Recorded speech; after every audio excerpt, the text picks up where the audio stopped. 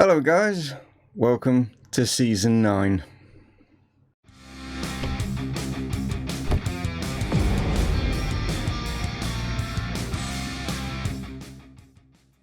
Hello and welcome to Dreaming is Possible here with Chesterfield, and yes, we are into Season 9. What a Season 8 we just had. Wow. Yeah, incredible stuff, doesn't you know what I mean? Absolutely incredible. Will we be able to top that in Season 9? I doubt it, and the reason that I doubt it will be self-evident as I get through today's video.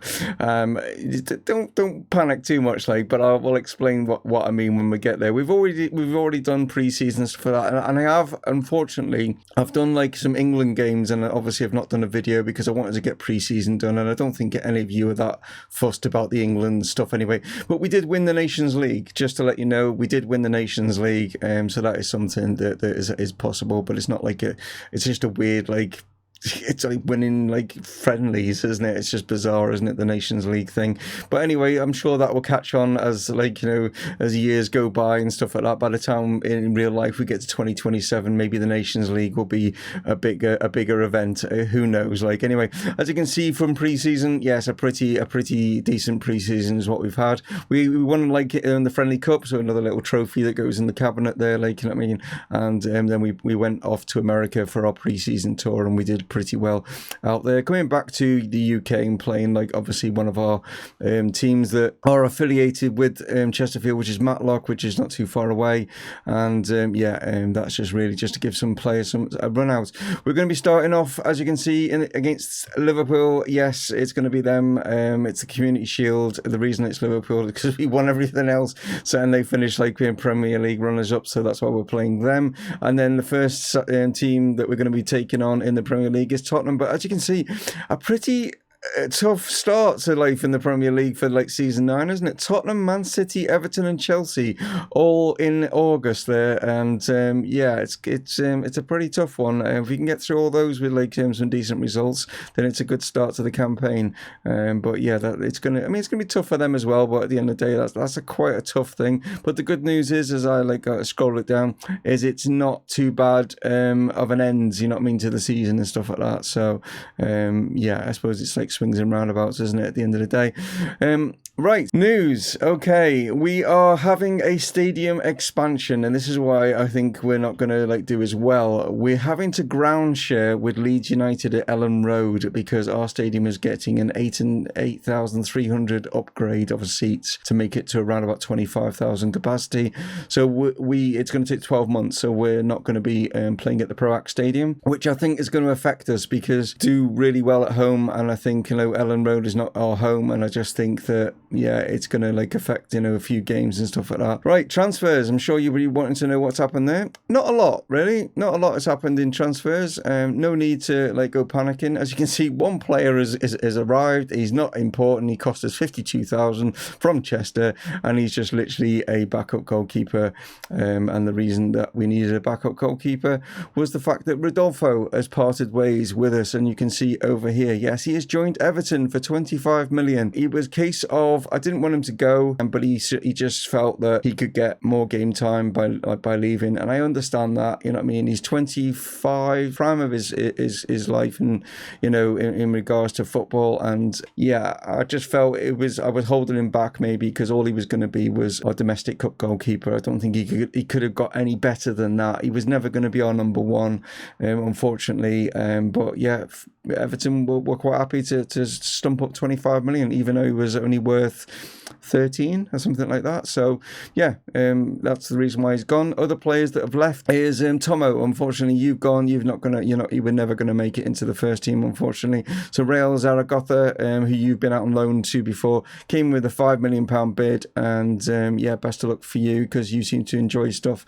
in Spain. And like I say, potential ability, you were never gonna crack into our first team, unfortunately.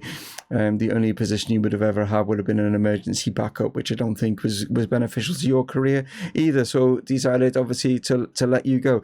The big news is, and yeah, if you are watching Patrick Garber has left for 90 million. Yeah, 90 million Patrick Garber left for, and Bayer Leverkusen came in with that bid. He was out on loan with Borussia Mönchengladbach last season. Obviously, he's done well in the German league. Bayer Leverkusen obviously have noticed that.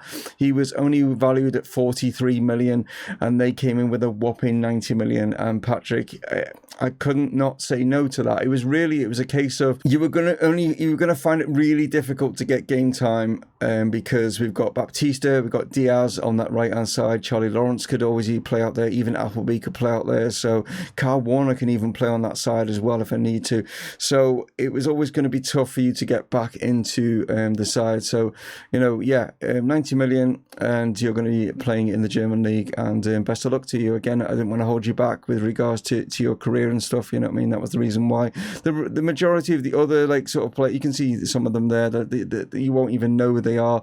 But then there's players that have gone out on loan. There's a few that have gone for pittance, like $1 million here, $1 million there, sort of thing. And Nate Phillips has left to go to Ajax. He's 29, 30 years old now, so let him go. But that's it really with regards to transfers. Not a massive there is a few days left of the transfer window. Regarding the actual team and stuff like that, if you wanted to know what's going on here, Richard White is back from loan and stuff. I've decided to keep him this time. Not going to loan him out. Richard, you're going to stay and fight for your place in the side. So you've kept you there. Other players that I've got that have boosted themselves up from the under 23s and stuff is Andrew Trotman. He is this player here, 20 years of age, and I forgot to say, but Juan Puerto, he's gone out on loan to Porto, so that's why I've brought Andrew Trotman up from the under 23s as a backup striker. Also, he can play in the cam role if need be. He's done pretty well in pre-season, to be honest. I've been impressed with him in pre-season. He's bagged himself a few goals and stuff like that, so he's not too bad. Another player that we've also got is David Greenhalgh. Yes, I've promoted you up from the under 23s. Not going to send you out on loan either. You can possibly play as a centre back if need be, but primarily you're going to be playing in midfield and give you some game time. So that really gives you an idea of how the squad is. Like I say, there's no need to change. If you're looking over here, this is going to be the side that's going to be taking on Liverpool. Jeff, oh yes, that's the other one. Jeff Davies. You're back from loan, so you'll kind of be replacing Rodolfo in that case, but you're pretty good to actually push Timo Horn to be the number one. So the two of you could be having a little bit of a battle with regards to that. I'm sure I'm obviously sticking with Timo. He's had a fantastic season last season and the season before, so I will stick to him as being our number one for now, but it's a chance here for you, Jeff, to really push and try and become our number one, because Timo is 34, I think now. Yeah, he's 34 years old. So, he's not. I mean, it's an ideal sort of age for a goalkeeper and stuff. He's still got a couple of years left in him and stuff like that. Whereas you are 24, so you've got 10 years younger on him, and like I say, you've got the potential to be our number one, obviously going forward. But there we are, guys. No real changes to the side. I feel that that this is a pretty quality side. I didn't feel that was anyone that needed to be coming in, and we didn't get anyone that was majorly has left or anything like that. As big transfers, as you can see, the biggest one is Dan Cotterill, the player that always gives us a problem when we play Liverpool, has moved to Chelsea, so he's going to be causing us problems now in London when we go down to Chelsea. But yeah, 175 million that Chelsea had to stump up to buy him. Other big names that have Matthijs de Ligt has left Manchester City to join Barcelona. I think that's probably because Man City failing to get in the Champions League. I think that is a big reason probably why that deal's gone through. Liverpool have been pretty busy actually with regards to some big transfers. Carlos Amelio has left Real Madrid, and he has joined Liverpool for 109 million. That's him. Well, you can sort of just about see him. He's behind me, I'm afraid. I didn't want to show him too much about him because he's not our player. Ezekiel Barco, who's if anyone's played FIFA 19, he was like the big up-and-coming hot prospect, wasn't he? He is joined Real Madrid from PSG for 94 million. Leon Bailey has joined Liverpool from Inter Milan, probably to replace, because of Kostrel going out, so they brought Leon Bailey in. Another Manchester City departee, Ryan Gravenberch, he has joined, who's he gone to? Atletico Madrid for 90 million. He is left there. A player that's left Manchester United is Sebastian Esposito. He has joined Juventus for 90 million. We know about Patrick Garber. Who else we got here? We've got Alex Haberkorn has gone from Dortmund to PSG, and João Felix has gone from Napoli to Barcelona for 80 million. So like I say, some big names in there. As you can see, we've mainly been just getting rid of like players, not necessarily like I say, like, sale wise. Most of them has been like loans and stuff like that. So 19 have left, only that one that has come in, but there's been quite a lot of changes. As you can see, a lot of players. I think like it's Aston Villa have made the most obviously purchases, and who else we got here? Brighton have got 9. Who's down here? Southampton with 8. Everton have brought in 8 players as well, so quite a few changes there. But you can understand why Liverpool have spent the money that they've spent to bring like players in, because obviously they missed out on the Premier League, and that's what they're going to be challenging. They are favourites. We are second favourites to win the Premier League, but we'll all see how that pans out in May, won't we? But anyway, talking of Liverpool, let's crack on. Head out to Wembley for the Community Shield. And so here are the two lineups. You've already seen our lineup. So Liverpool have got Bernard in goal. We've got Michoud at right back, Van Dijk, Declan Rice. Seems to be like that's his like normal role now. Seems to be, I think, because they brought Amalio in as well. Because obviously they've got Ben Clay, haven't they? They've got Savic as well. So yeah, they've got quite a decent like midfield, like strong wise. And they've got Astia at left back. Obviously Van Dijk still there. How old's Van Dijk now? 36. Okay. Right. Interesting. Amalio and Dantas was a strong midfield partnership there. Brewster is there. Ben Clay, we've just been talking about as well. Mbappe's there. Ross Matthews is there. So their new signing, Bailey on the bench. As you can see, Alisson not there, but we're like maybe because it's the Community Shield there, that's why they're playing there like a reserve goalkeeper, kind of a bit like us. Anyway, stop me talking all the time. Like, let's let it crack on and see how we do. So it's the kickoff game of the season, isn't it, here at Wembley? And we know the last time that we played in Liverpool was the Champions League final, and they got the better of us massively in that one. This is obviously not as much pressure on either side, and I don't think the result really reflects too much. But here goes Dantas as he nearly just walked it into the net, but nicely saved there from Jeff, and it's a corner. Played in again, headed away from Deswalski, and Charlie Lawrence will get to this, and he's going to be surging away. Now, he's just got caught there, but oh no, I thought we had maybe an opportunity, but not to be.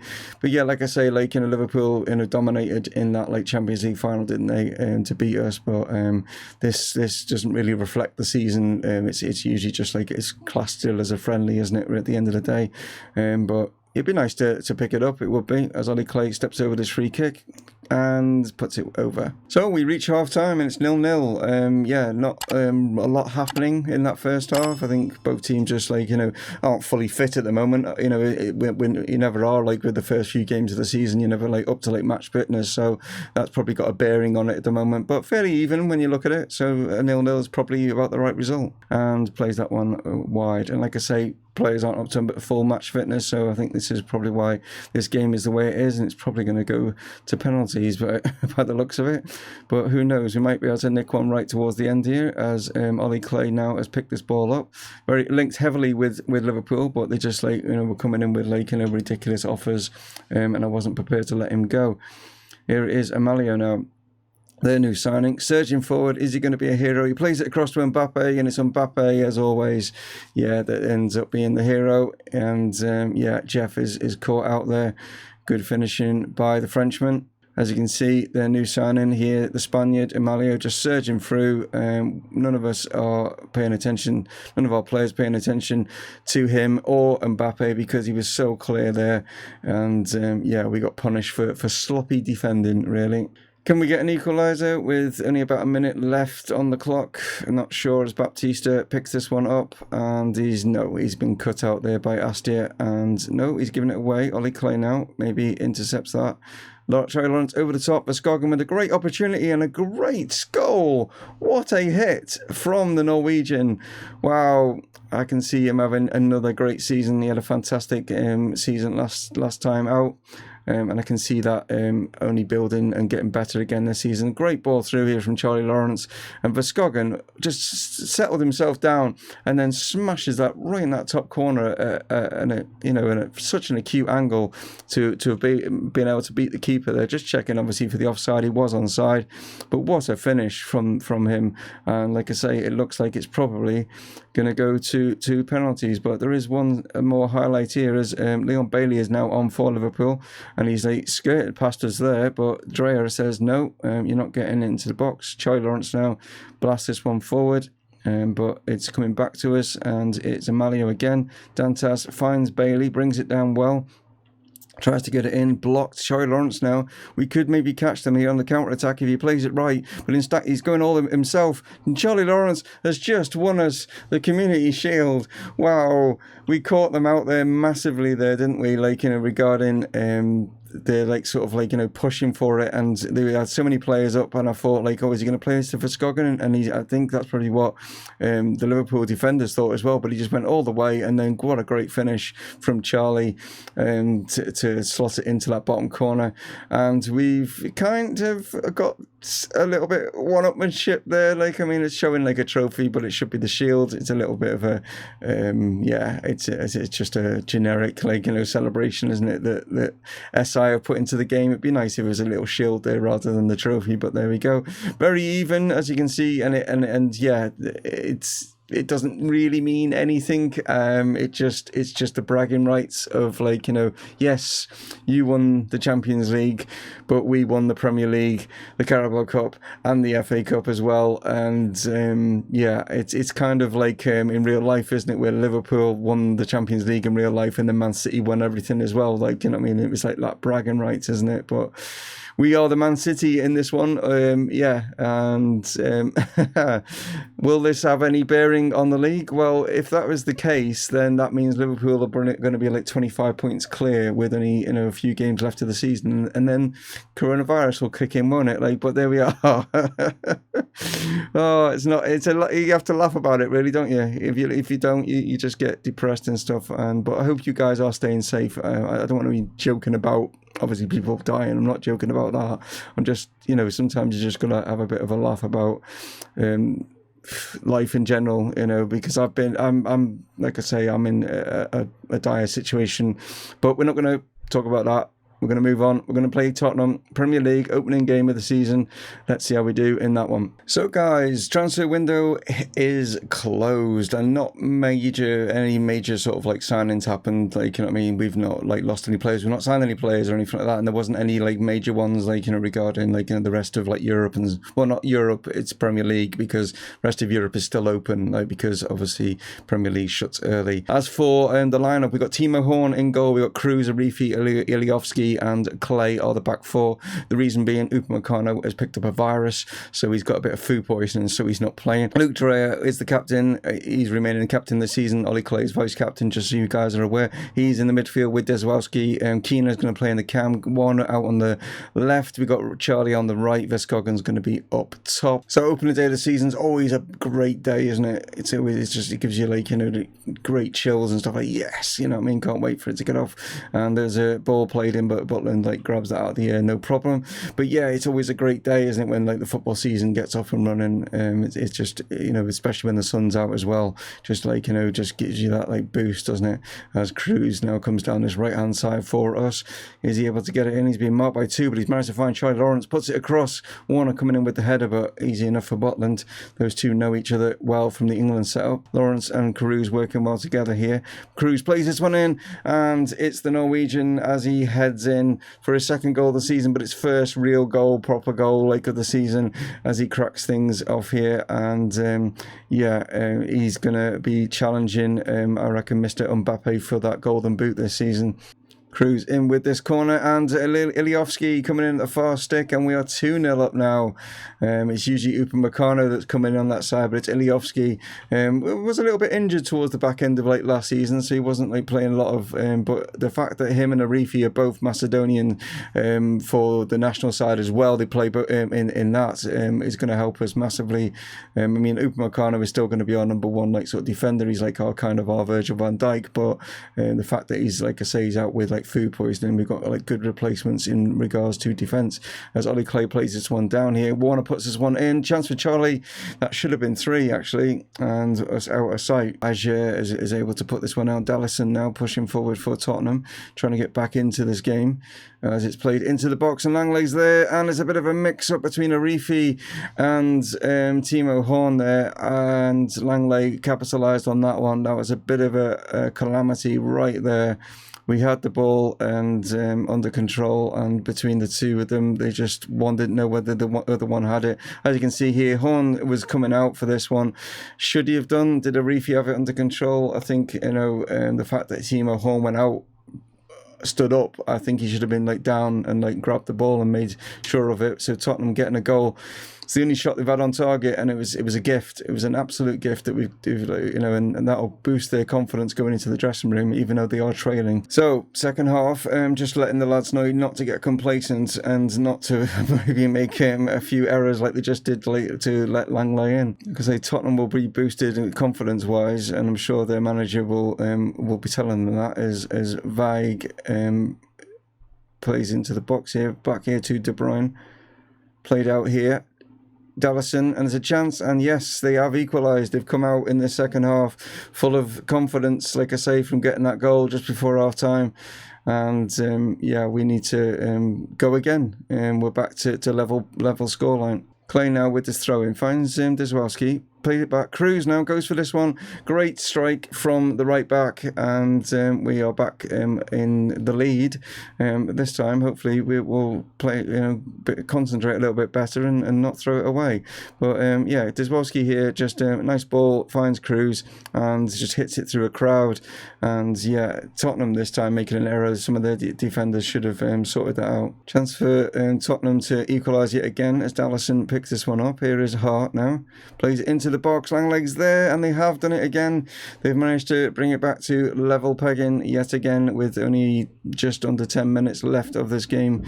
We need to make some changes. So we're going to make all 3 changes. Like I say, there's less than like 10 minutes to go. So Arifi's going to come off for Dancer. We've got Kyle Warner making way. Charlie Lawrence is going to move over to the left hand side. Diaz is going to come on for Warner, and we've got Keena making way here for Appleby. So Butland now plays this one out. Can we intercept this one? We can. Ollie Clay has managed to get this, and he keeps it in, and he runs down this like left hand side. Can he find anyone? He got tackled there, but it's a good tackle there because we were looking threatening, but they've given it away, and Cruz is on it again.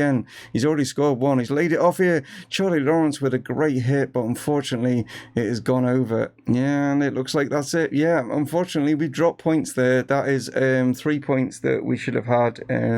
Tottenham were not that good at all. They've basically got all 3 goals due to this defensive sort of like errors, maybe goalkeeping errors as well, like sort of things. So I'm sure Jeff is looking on from the bench and thinking he's got a chance here because Timo Horn made a couple of errors in this game.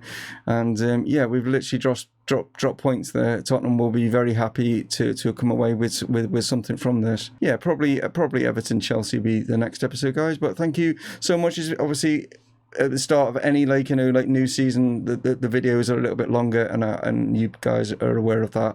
If you have been long time viewers, thank you so much. For if you are new, thank you so much if you are old, and I don't mean that in regards to your age, I mean that in regards to, like, you know, being involved in the channel. You take it easy, guys. Stay safe, stay home, and hopefully we can all get back to some kind of normality in the near future. For you guys anyway, not for me. My normality is this. It's not changed for me, but I'm not trying to get the like violin out and you need to feel sorry for me. I'm not doing that. I'm just letting you know, guys, that I'm okay. Like, I mean, nothing's changed for me at all. My life is exactly the same as what it was before coronavirus reared its ugly head. But anyway, guys, enough of Corona. Take it easy, guys. Enjoy, you know, what you're doing with your family and stuff like that. Stay safe, like I say, and I'll catch you on the next one. Dave from Mumongu Gaming signing off. Cheers.